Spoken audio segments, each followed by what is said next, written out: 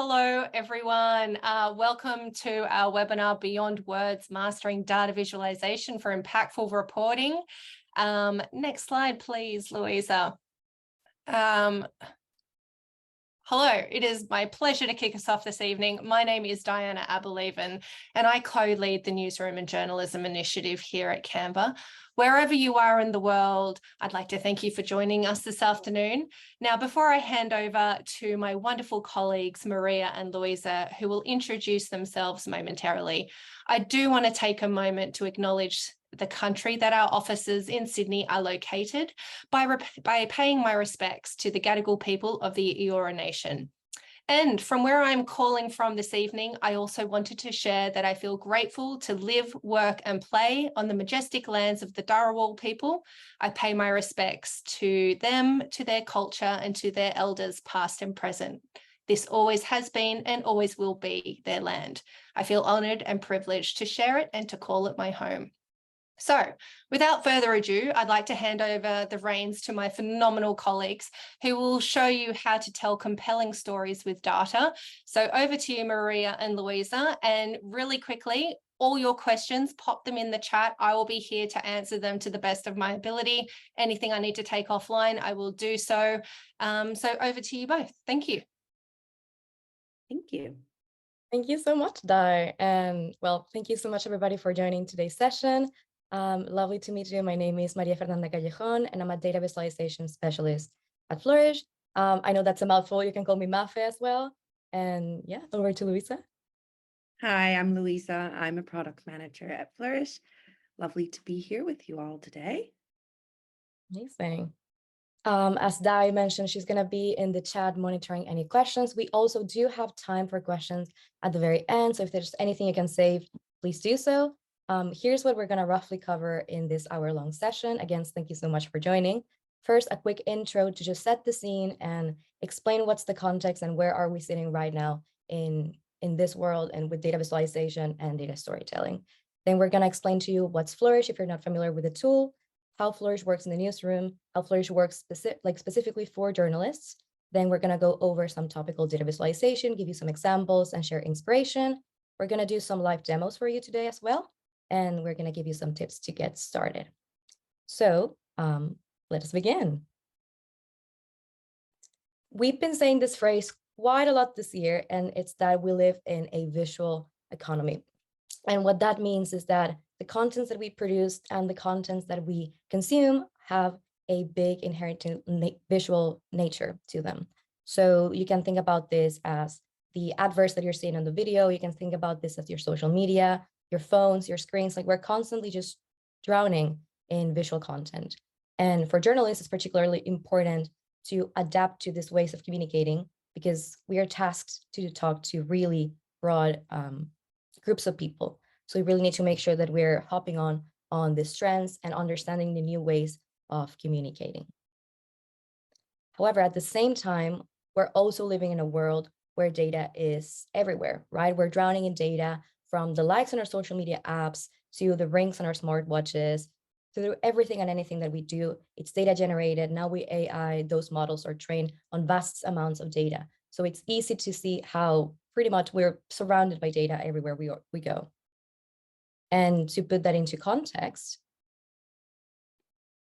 there we go. So it's estimated that by 2025, there are going to be 175 zettabytes of data available in the world. That is a massive number, and to put it into context, it would take 1.8 billion years to download it all. So this just speaks to the volumes of data that we're all exposed to, generating, surrounded, and aware of, hopefully.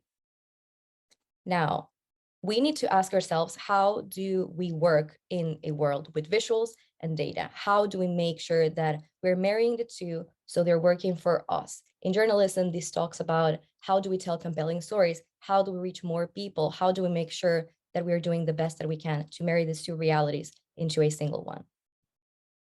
Well, there are different ways to do this, but data visualization and data storytelling is a very effective way in which we can connect those two realities into one neatly wrapped package that allows us to communicate with vast audiences very effectively. But what does this mean? It's quite simple, actually. It means to bring data to life by building a narrative around it using tools like charts to showcase key insights. And this actually, it's nothing new. We've been seeing it before. We've seen it for years in climate change charts showcasing hurricane incidences or global warming. We saw it very presently with COVID. COVID actually enhanced or impulsed the use of charts in the newsroom quite a lot. Even phrases like flattening the curve referred to chart mechanisms like line charts, just going from like steepness into something more subdued. Vaccination rates by region, death polls, cases, and elections as well. So if you think about election results being represented by maps or gauge charts to showcase voting intention, or even just simple charts, simple bar charts for voting share, there's always been a visual nature, and data visualization has always been part of the picture. Now, more recently, perhaps you've been more exposed to examples such as this one, which would be a fully data storytelling narrative with scrollytelling. I can see that there's some issue with the videos, but it's fine.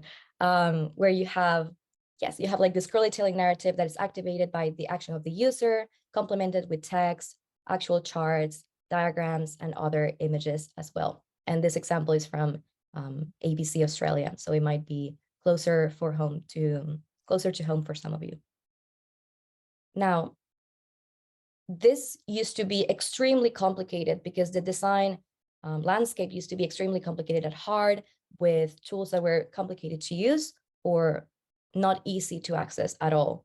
And data visualization was no different. You used to need to be a coding wizard or a data engineer, data scientist to be able to even just get started. And it used to be extremely overwhelming for people to jump into the field. But we're here to show you how that is no longer the case. And over to Luisa to show you how the current landscape looks like right now. Thank you so much, Mafe.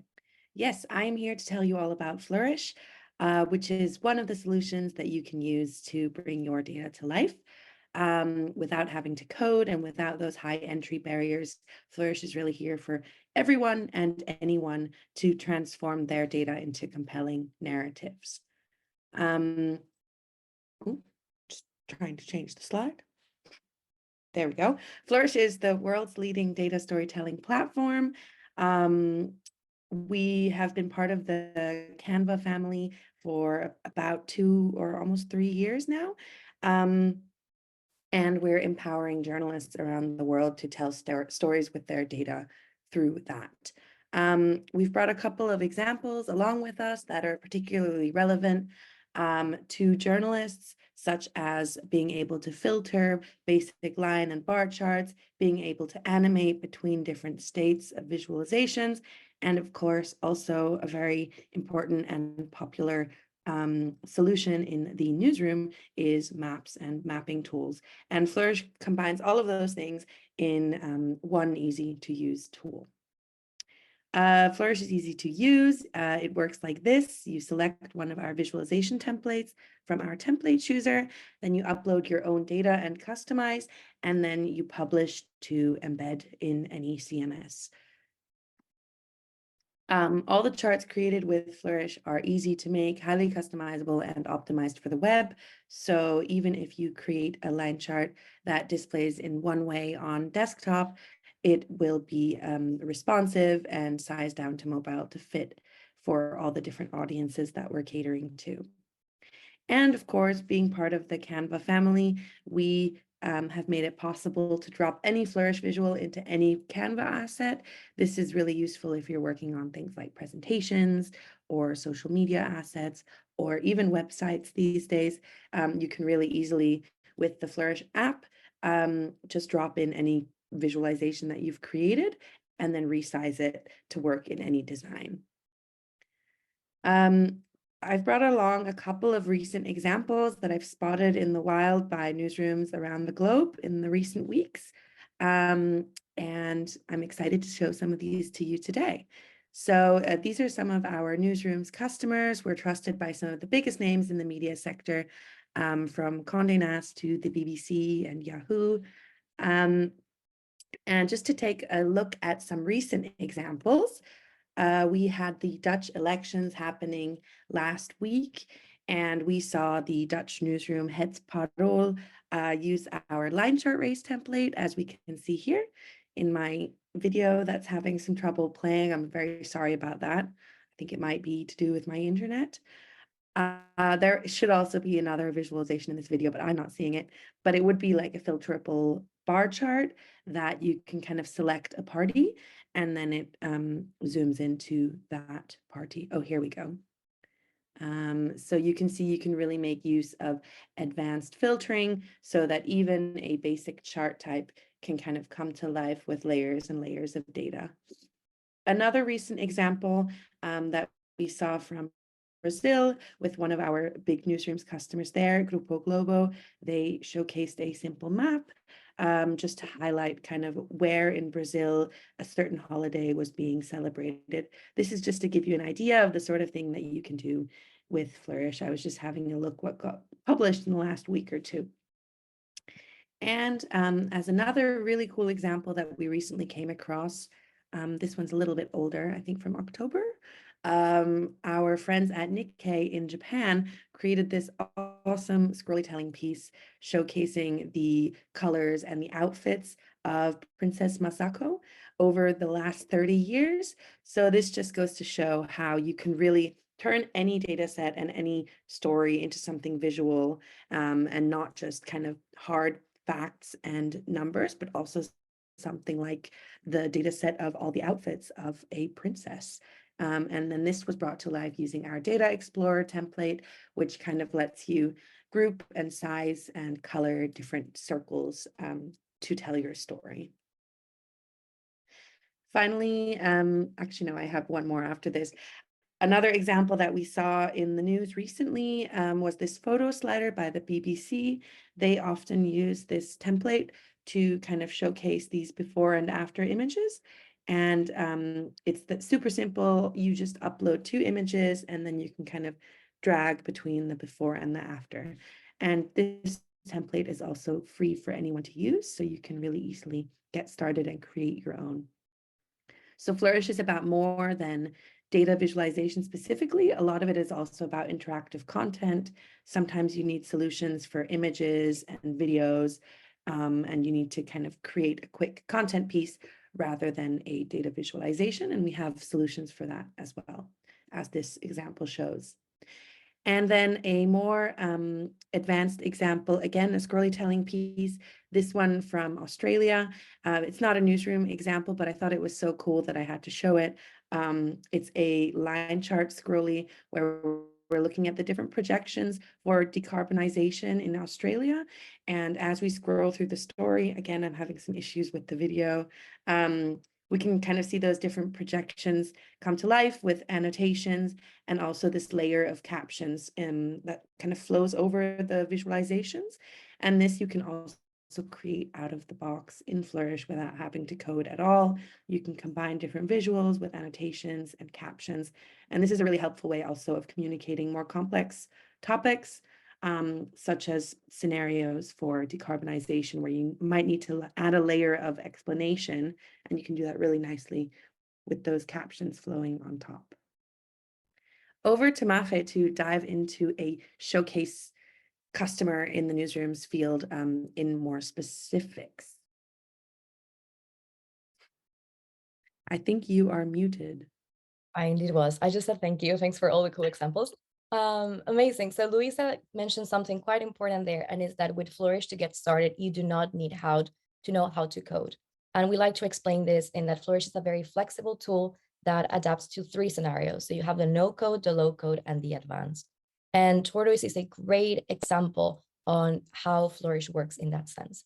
Now, in case you're not familiar, Tortoise is a UK-based news organization with a slow news model. So they focus on explaining the news rather than breaking the news. And the way they do this is with text, but also with other media. They're a complete multimedia organization with video, podcasts, in-depth explainers, and of course, the use of data visualization. Now, no code end of the spectrum, this means that the charts that they create are done completely with out-of-the-box solutions from Flourish. Sorry, Luisa, if you can hit play on the little demo there. Thanks. No, no, you're fine. We're going to be able to see that little chart right there on their homepage was made with Flourish. And it's a very simple stacked area chart that you can do in simple minutes. They have a theme with us, such as other newsrooms that have an account with us, and they can create on-brand visualizations in just a few minutes. And you can see how this can ease their workload quite a lot. Now, on the low-code example, this is a more advanced showcase of Flourish charts, but in this case, it's still using out-of-the-box tools. So here we're seeing an storytelling with templates like a scatterplot template and annotations, but we also have further down in the page, as you're going to see in the video, a data explorer, some slope charts, an interactive table, and other chart types that are a bit more complex than the stacked area that we showed in the example before, but that are still Flourish out-of-the-box solutions. So you can see how you can improve in your chart making skills, and definitely the tool is going to respond to that level that you have, and it's going to allow you to create even more advanced pieces. And at the very end of the spectrum, we have the advanced users who are coders or experts in visual storytelling, and they're able to use our software developer kit, that is the Flourish SDK, to create their own bespoke templates to visualize their data. And a great example of that is the Westminster accounts. This was a joint project between Tortoise and Sky News, where in a great effort of transparency, they got data around the British politics economics, so transfers and donations done to each MP on different parties, and they shared that data publicly with the world via this interactive tool, which was made with Flourish completely from scratch using Flourish components to create something that was unique to them, bespoke, and that aligned with their needs. So again, this can really go to show the flexibility of our tool. And here's a quote from Katie Riley, the data editor at Tortoise, where she said that Flourish is an integral part of how we present our journalism to the world. Everything we do, from simple everyday charts to interactive maps to completely custom visual storytelling pieces, would be a lot harder without it. Over to Luisa to share some Flourish features for journalists. Yes, we've already had a sneak peek at some of them through the examples we've shared, but we're going to dive back into more features and examples that are specifically relevant to journalists. So I already showcased this one in a quick video earlier, but I wanted to spend some more time discussing it because it is just so useful in the day-to-day newsroom scenario, where you might have a lot of data and you want to create something that's interactive and searchable by your users so that they can really get the insights most relevant to them out of the chart. And one example of this is just our basic line bar and pie template, where we have these advanced filtering capabilities so that you can kind of select the countries that you're interested in to compare them, or maybe we just want to look at Australia. This is just a Flourish visualization embedded within Canva, by the way, and as you can see, it is all interactive as well. So maybe I want to compare Australia and the UK, where Mafe and I are based, and you can make that super easy for your users like this. You can add a toggle to switch between linear and log scales, and you can even add this drop down to compare different metrics. And just like that, you've made a huge data set, super accessible and easy to anyone to browse. So we see this as an absolutely essential part of our offering, kind of these basic charts. But then we also offer these really incredible mapping solutions where you can kind of show points over time. In this example, we're looking at a 3D map of Istanbul and Airbnbs there. And I'm just realizing that I'm talking over Mafe's slide. So I'll let you say a few more words about this one. You're absolutely fine. But yeah, as Luisa mentioned, we also offer mapping solutions. We have different mapping templates for different intents and purposes. This is just one of them. It's our 3D map, well known for having animations, and having this interactive timeline as well, where you can see the dots appearing and disappearing in different spots in time. And everything wrapped up in a Flourish story, which is just a mechanism that we have to stitch visualizations together. You're able to have this very sleek and soft animations where we're zooming in, panning in and out, and changing even the angle of our map.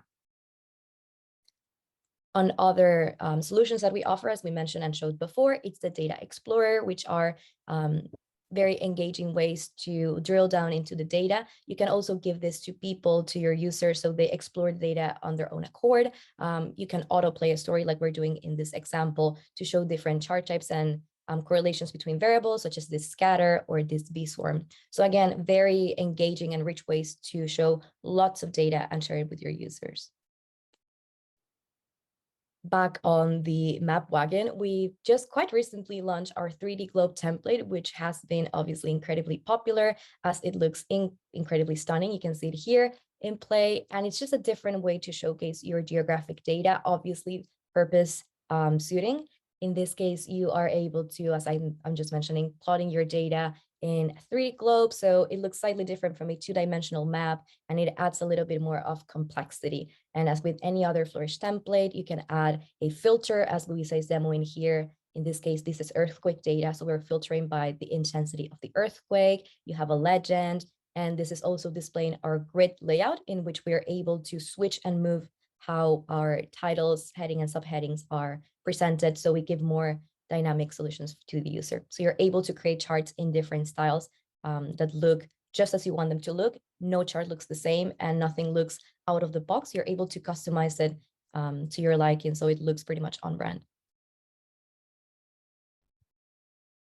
And then I also wanted to spend a few seconds on the topic of scrollytelling. I'm not sure if my video is playing. It's not for me. I hope it is for you. If it's not, imagine just imagine a screen showing how easy it is to create a scrollytelling piece without having to code or without having to leave the Flourish editor. So we have solutions for kind of combining different visualizations or different views of visualizations, and then you can just add in your captions on top of that and autoplay, so that as you scroll through a page, it brings those different visualizations into view. We'll share links instead of the video. And this is something that is part of our publisher plan offering, but can be achieved with a bit of code on our free plan as well. Back to Muffin. I just share a quick link about scrollytelling in the chat for anybody who's interested and wants to explore that solution a bit further and see more examples. Bummer that the video couldn't play. But yeah, now we're going on to topical data visualization. So we've shown you what Flourish is and what it can do, but sometimes it's a bit hard to translate those examples into something that relates to you, your beat, and what you're covering, perhaps as a journalist or a freelancer. So here are just like really broad examples of perhaps what you could do or which areas benefit from data visualization. So the first one would be sports. Sports are so data rich that you're able to create lots of visualizations with incredibly basic and readily available data. So on the corner, we have one example that we did for the NBA, actually, from LeBron's statistics. So this is where he scored different points in the court. And again, very engaging way to just showcase how this particular player performed over the years for different teams. Then we have a top scorer table with some bars and some categorical or numeric coloring from the 2022 and 23 top scorers in the Premier League. You could do this for different leagues in different countries or perhaps the World Cup. So again, like the possibilities are really endless. We also have sports-specific templates that allow you to showcase, for instance, tactics for different teams in different sports, and you can also showcase their trails, so when the players change positions in the field. And last but not least, we have a dedicated sports template that allows you to visualize sports on tracks. So in this example, we're showing a swimming match. I think from the most recent elections, I believe we were plotting this data live as the events were happening, but you could do, for instance, racing tracks like Formula 1 or any other motorsports. We've seen examples of people doing skiing slopes. I believe we've also seen racing and speed skating. So once again, the possibilities really are endless. And then another journalist specific use case, of course, are elections. We've just gathered a couple of examples on this slide, but we also have a dedicated, actually several dedicated blog posts on the topic, which we're linking in the slides as well. But just to give you an idea of the sorts of things you can achieve for covering elections with Flourish, we have animated chart types such as this line chart race. We're actually going to create our very own in a little bit, where we're looking at the voting intention from polling data in the Brazilian election of last year. Then we also have a map example here, where as we hover over the different regions, we get the vote share broken down so that we can kind of dive in more detail, and we can also add a chart at the top. This is using our projection map template. Then we have this gauge visualization, which may look familiar from the beginning of the presentation, as Mafe featured it on our journalism inspiration data viz slide. We are often inspired by things that we see in news outlets like the New York Times or other news outlets. This one specifically was the New York Times. That's why I'm calling them out by name. And then we think they have created such a great data visualization solution that we go and kind of build our own Flourish template. So this is now also available as part of our core visualization types, where you can visualize the chance of majority with a beautiful radial gauge with an optionally jittering needle. You can make it jitter by uncertainty. Sorry. Finally, we have this elections stacked bar where you can demarcate the majority with an annotation, and then you can also click to toggle a party, so kind of to filter it out to kind of create your own coalitions as well. So these are all available in our template chooser, and we will be showing you how to get started very shortly. Actually, we're going to be showing you right now. So let's make some charts. I have some data with me today. It is in a Google Sheet. We will also be sharing this deck so that you can find this data if you want to recreate what we're showing today in your own time after the session. But I'm just going to click on this link and open it up so that I can show you what it looks like. And I'm just gonna open it in my Google Drive here. So this is CO2 emissions data since 1760 across the world. So we have different columns for different countries, and we have a year column, and then we have these CO2 emissions per capita values. This is data from Our World in Data, which is a great data source that we often go to for data on all sorts of topics. And just going back to my slides real quick. I've lost my presenter window. There we go. I would like to create this line chart. So this is really similar to the one that we saw before. It allows you to kind of select your own countries to filter by. And I want to show you just how easy it is to create this with Flourish. So what I'm going to do is jump back out of these slides. Oops. And head over to my browser. And I'm going to open up a new tab where I will go to Flourish. You can just type in flourish.studio. Flourish is a web-based tool, so you don't have to download any app or software. And you can sign up for free. I already have an account, so if I click sign in, it's just going to sign me in. And then we will see my very messy projects page here. Yours will probably be a lot more tidy, but you have the ability to arrange your projects in folders, etc. And I'm just going to click new visualization to very easily get started with my own chart. And now we are in the template chooser, which, as we like to say, is the heart of Flourish, where you can browse and check out all the available chart types that we have. So loads of the ones that we've been talking about in this session, you will recognize here. For example, we just zoomed past the beautiful new globe template, but I've just gone back to the top to our line bar pie template, as this is one of the kind of most essential chart types, I would say. It combines line, area, bar, and pie and donut charts into one template. So you can create all of these. And I'm just going to get started with this searchable line chart starting point here. You can just click on a blueprint and then it will bring it into your profile. This is now your visualization. You can give it a title. And here in the preview tab, we can see what our chart currently looks like. We can kind of interact with it. It looks like it would look if I were to publish and embed it. I can also change its appearance over here on the right-hand side. Like I can change my colors, or I can add custom overrides. I can also change my chart type here if I wanted to have, let's say, an area chart instead of a line chart. And I also have the option here to apply a theme. If I'm part of a newsroom company in Flourish, then that will be applied by default.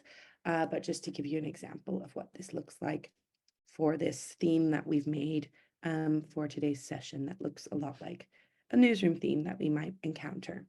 So that's the preview window where you control everything like around the look and feel of the chart. But when it comes to the data that actually powers this visualization, right now it's dummy data, or not dummy data, but it's placeholder data. I think visualizing population. So if we switch to the data tab here, then we can actually upload our own data. And I have some prepared in my downloads folder that I'm just going to drag in. It's the CO2 emissions per capita, which we were just looking at. And I can drag it in and select overwrite current sheet and import it. And now it is uploaded and Flourish will select columns and bind them according to how it interprets these columns. So it does its best guess at getting the columns right, but sometimes we have to help it a little bit. Here in the bottom right, we can also see the preview. So we can already see a line chart kind of coming to life. It looks a bit busy, but we will fix that in just a minute. And now we can just update our column selection to actually include all the columns rather than just the ones with values in them. By default, it's selected only the ones with values in them, but we can simply update that by just binding more columns here in the values section. Now back in the preview tab, I have my line chart and I have my enter series to show filter. So I can kind of already go ahead and select different countries and it will plot them as lines. It's currently a bit busy though by default. So what I'm going to do is I'm going to head into controls and filters and just tweak my max series to show to 4 so that I only ever show 4 series at once. So it's a bit less overwhelming. And now the last thing that I might want to do is add a title and a source. Titles and sources are very important because they kind of tell people what to take from your chart. So we recommend always having descriptive titles that tell your readers what they're seeing and how to contextualize it. So in this case, we are giving kind of the key takeaway from our chart, which is richer countries produce more CO2 per capita than poorer nations. I'm just going to go ahead and copy that in. And similarly for the source, I'm just going to grab that from here.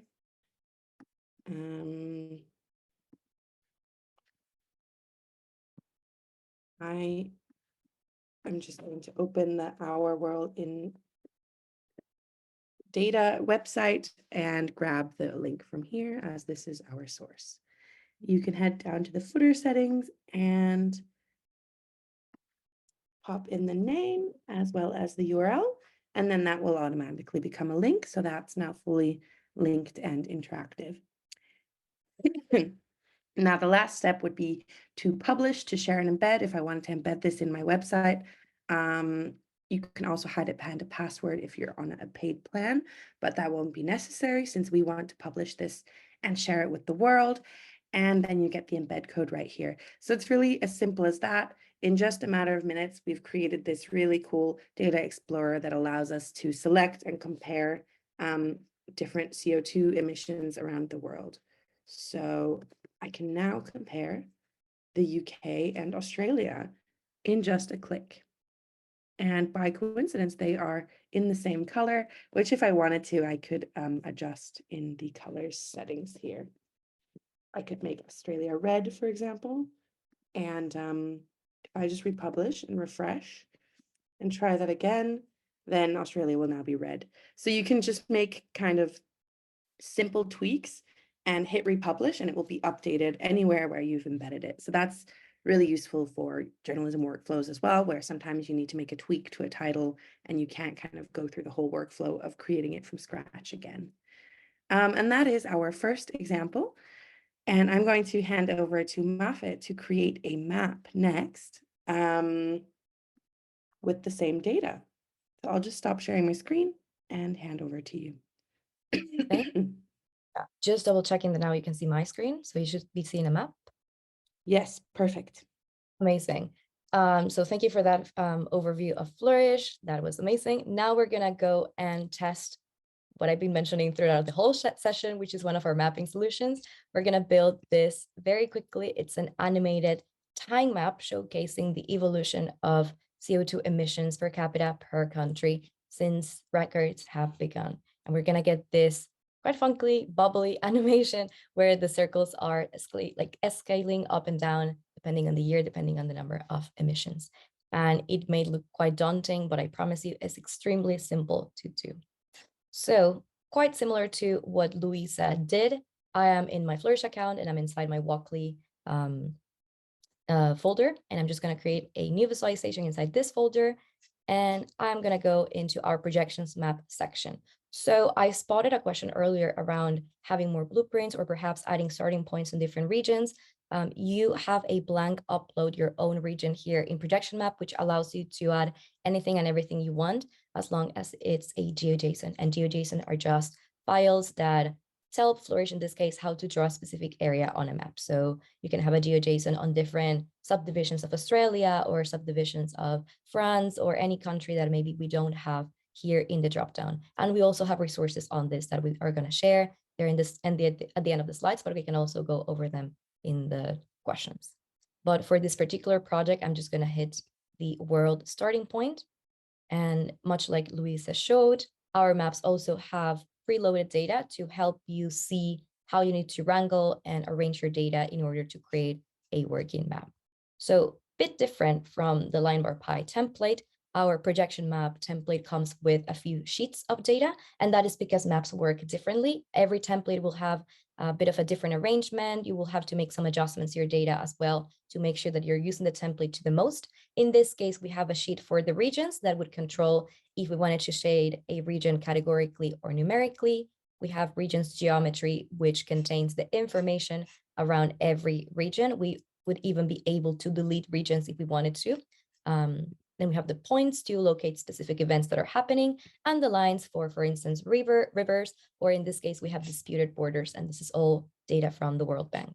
So I'm just going to start by cleaning this a little bit. I don't need this. I'm just going to clear this sheet. I'm going to be replacing this data anyway, so I'm going to clear it. And I'm going to unbind my color by data column because I don't need to color my map by anything originally. So I have my data all prepped here, and it's quite similar to Luisa's, but again, you can notice that instead of having my years in a single column and my countries, my years in a single column and every country being a separate column, here the data is wrangled differently. I have all my countries in a single column, and then every other column is a different year. And that's quite important because again, every template requires different data formats to function. So I'm just going to hit Command C to copy all my data, and I'm going to bring it along by hitting Command V. Luisa showed you how to bring data by importing a CSV. This is how you can do it by simply copying and pasting from any source that you want. It can be Excel or it can be Google Sheets. Now I just need to add my column bindings accordingly. So it might take a little bit to load over here because it is a bit of a heavy data set, but I'm binding my latitude and longitude columns here. So B goes in here, C goes in here. I'm not coloring by anything, and I'm going to size by the last column in my data sheet, which is, if I remember, HW. So let's give it a second to load. And in the meantime, I'm just going to go to the preview window and wait for those points to load. It might take a second for different reasons. Your data set might be extremely heavy, so it might take a minute for the tool to load. And in this case, it did it incorrectly. And I'm just going to fix that very quickly by doing that and adding the right column here.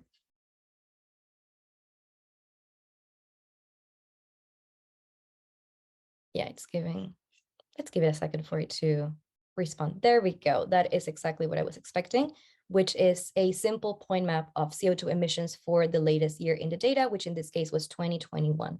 So a couple of things that we can do here to make it look prettier, like Luisa showed you, is that if you do have a theme with us, you could apply it, and then the font, the logo would be automatically applied to your map. We can also customize this further. I can change the color of this map and make it perhaps this lighter gray, change my outlines from white to something darker so we can see them a bit better. Maybe make this a slight bit lighter. And my points, I can edit as well. You can color your points categorically or numerically. In this case, because they don't have any subdivisions in the categories, I'm simply going to add a very funky fuchsia shade in here. And this would be a simple point map. If I click on any of these points, I get my data. And even if I use the search function, if I go to, for instance, Australia, it's gonna direct me directly to that specific point in my data set. Now, to make the time slider, as I promised, all we need to do is binding all of the columns that have data. And that's going to automatically create this dropdown that's entirely unhelpful as it is extremely long. And we can just go to controls, points, and switch that to be a time slider. And that's going to give me a time slider that, again, it's very lethargic. It changes every second. We can just go to advanced and make that change every 0.1 seconds. So it moves quicker. And there we have it. Now, we're barely seeing any points, and I'm going to explain why. We can just go to the points layer and add a minimum radius, perhaps something like 0.5, to make sure that our dots are always showing. And if I slide back to the very beginning, we're going to see them right there. And then increase the maximum radius to something like 50. So it's more realistic to how our data is distributed. And if I drag all of this, then we're going to be able to see that animation into play. Much like Luisa showed, I can also change the source, in this case, to reflect that this is our working data. Add a title. So this would be CO2 up. And export and publish. And that would be ready to check on the web or on any browser that you, on any browser, on any web page, wherever you embed your Flourish chart on, or on a Canva presentation. And there we have it. That's how we can create an animated time map with Flourish in just a few minutes. Awesome. Thank you, Mafe. I will take back the screen share because we're going to show one more example before we head into the next section, which is our line chart race. I wanted to make sure and showcase one of these animated chart types because they're super engaging and fun and popular. So to create our very own line chart, which will look a little something like this. Currently not displaying. We'll see what it will look like in just a second. We can head back into our template chooser in Flourish and just scroll down to the line chart race in the chooser. There it is. I'm going to select the simple starting point. And just like before, we have our sample data preloading here. We're looking at election data from Germany with the different parties competing in this sample data. I'm just going to head back into the data tab, and this time I will be importing some search data. So I just grabbed some search data on candy, different types of candy and how they are performing. This is some data that we had pulled for Halloween from Google Trends. Google Trends is a really helpful tool for gathering data on anything, search interests, so you can really easily compare how the world is searching on different topics. And you can really easily just add the terms that you're interested in and download the data in a simple click. So that's what I've done ahead of this session. And I'm just going to go ahead and drag that in. Now we have a time column as well as the different candy types here.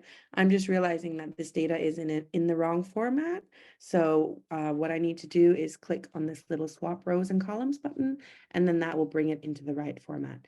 You'll notice that different Flourish templates have different kind of preferences around data formats. That's why we kind of preload that sample data in the beginning so that you can get an idea of what it should look like and then kind of wrangle it in Google Sheets or Excel. Or of course, if it's as simple as clicking the swap rows and columns button, then you can do it directly in Flourish. But sometimes there will be a little bit of wrangling that needs to happen elsewhere. So that's completely normal and expected. And in the bottom right here, we can already see our line chart race coming to life, with M&Ms leading the way in terms of search interest and a crazy spike that happened around the 15th of January. I wonder what happened there. Maybe there's a story there. Yeah, I'm quite curious now. So if you have any ideas, let me know in the chat. But I just noticed that I don't have my image here yet. So what I'm going to do is I'm just going to click to add a column, right click and insert column left. And then in my Google Sheet, I've prepared the image column as well. So I'm just going to go copy that with Control C, paste it in, and then we can just bind it to our image column here in the data binding area. And now we have our search interest line chart race with our candy logos. They're still a little bit small, so I'm just going to head into circles, styles, and make them a bit bigger across the board. Actually don't want my start radius to be so big. There we go. And just like that, we are done. We can now embed this on our website or embed it in a Canva deck. We can also have a toggle for ranks or scores so that we can kind of switch between this bump chart view and the scores view. And I'm just applying the theme again. And I wanted to show you how you can embed this in Canva. So I'm just going to go to my presentation, which is in my Canva team. And it's right here. This is the presentation we're working out of today. And if I open this in my editor view and head to the slide that is conveniently empty, slide 50, I can now just quickly show you how to link up your Flourish account. So I've already had my app added here, but I'm just going to get rid of that again real quick to show you how you can add it if you don't have it yet. You can just head into apps and then type in Flourish, and then this little Flourish app here. You can click on it and then it will kind of go through this authentication flow. It's already done that for me because I've logged in before. And now all your projects will show up here. So you can kind of go by title or often by thumbnail if it's already published. So I know that the last thing I worked on is my line chart race. So I'm just going to click on it, and just like that, it's added to my Canva deck. So this is just to give you an idea of how easy it is to combine the two tools and like how well they work together as well. So now this could be for my presentation, or I might be working on a social media post and I want to kind of combine one of my visualizations with a bit more annotation or other things that I can find in the Canva Elements tab. And I can resize it and it will kind of display at the best size for each screen size, just as in the embeds. And that is that. Over to Moffat to talk about trends. Should I let you again, or should I go back into present mode? I can screen share, but also we just learned that all female M&Ms were launched on January, whenever that's quite happening. There we go. Okay, thank you so much. I should have really looked into this before. Awesome. No, I thought it was quite interesting. That's amazing. Yes. So we're almost at the end of our session, and I'm just going to share. Perfect. So to almost wrap us up, we wanted to do a quick section on hopping on trends. And again, this is just to give you a flavor of an idea on why and how data visualization doesn't have to be dry, doesn't have to be about the usual topics. I think Luisa really showed this with the scrolly from Nikkei, how they turned color data from outfits into an incredibly engaging data story. Data really is everywhere, and we mean that in that you can just start projects and pitch ideas to the newsroom on areas that you wouldn't initially envision as being data-driven. So neither Luisa nor I are fans of this particular person, but we all know the influence that she has on pop culture.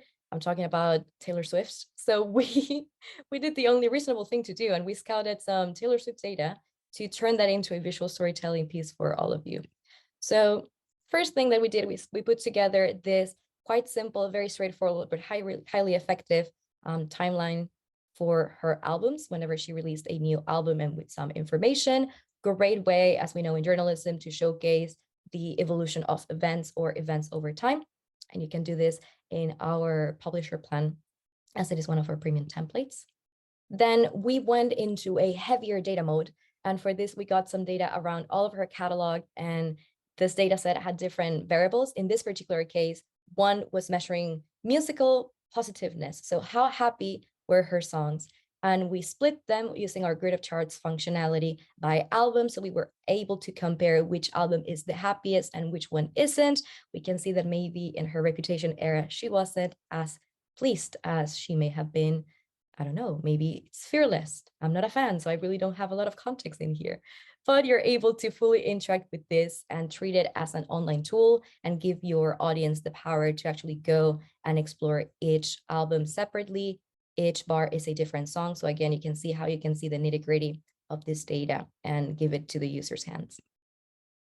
Back into the content templates, we also created this carousel of cards in which each card is an album. And once you click on it, you get the image as well as the description. And this doesn't have to be the image. It can be another chart. You can embed much more complex content inside your cards visualizations, or not embed anything at all and just have a proper grid of different cards with information.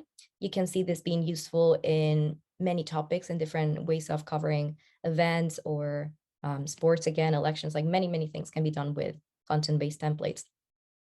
And last but not least, we again looked into the data and then asked ourselves a very pressing question, which is, if you had to dance to a single Taylor Swift album, which one would you choose?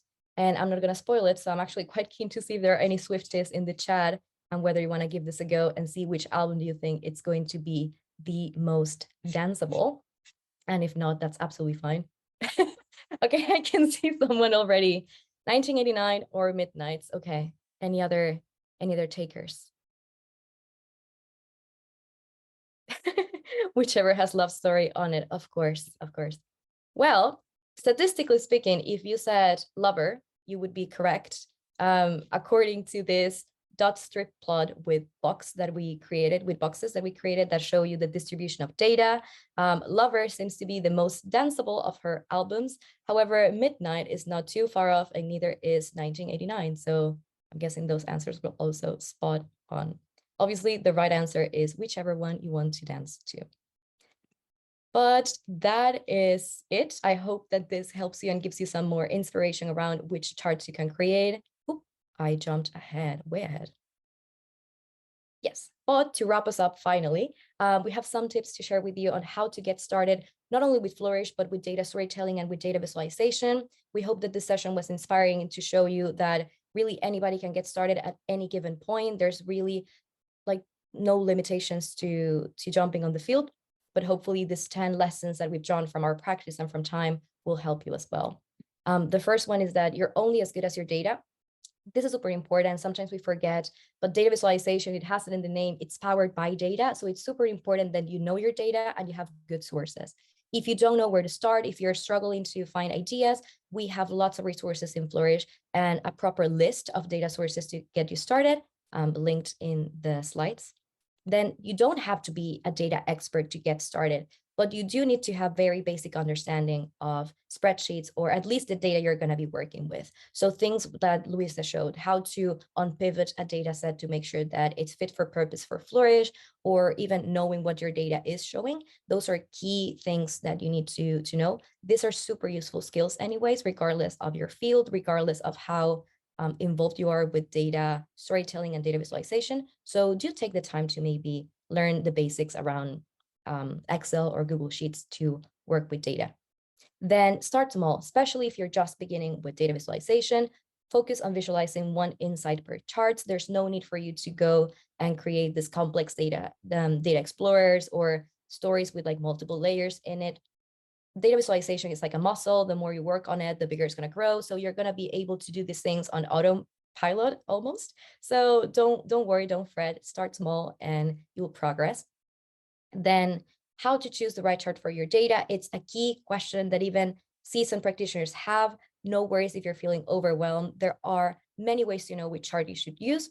And we have a guide on how to select the correct one. So you can check that as well. But you'll be pleased to know that there are many rules and guidelines to help you and guide you into the right direction. It's not by intuition. It's not something that can't be learned. You can absolutely learn how to choose the correct chart for your data.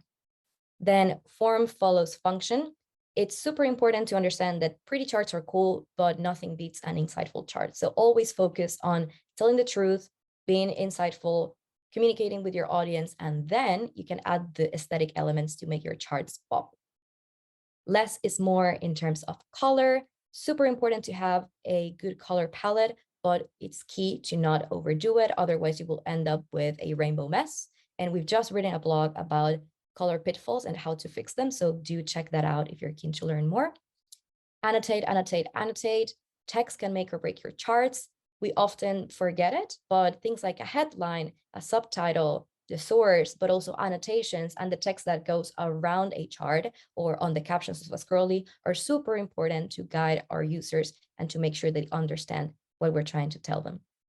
Then declutter your chart. A lot of times you're able to use features, like filters, stories, selective labels, and color to direct attention to the main areas of your chart and make sure that people understand what you're trying to tell them. And these are all readily available features in Flourish as well. Then be curious. Don't just assume that things are one way or another. Allow yourself to be proved differently by your data. And last but not least, don't forget who's your audience and think about the people that are going to be reading your chart. Thank you so much for your time today. We can't wait to see what you create. And I guess we're going to open the floor for questions, but I know that there have been plenty throughout the session. So Di, want to help us out here maybe? Sure thing. I think we've answered most of them, or I've tried to answer most of them in the chat. But if you just click along to a couple of slides, my email address is along. So by all means, shoot me an email. I'd be absolutely more than happy to help you with any queries that come through. And if we just go back one slide, for any of you who are new to Canva, feel free to use this coupon. It gives you 12 months of Canva Pro for free just to get you started. But like I mentioned earlier in the chat, we'll be sharing this deck with you so you can explore at your own pace. Best training for Flourish. There's a question that's just come through now. Look, the team's blog is really, really useful. And on these slides here, there's a whole bunch of resources that will certainly get you started. But for anything a bit more bespoke, please don't hesitate to drop me an email.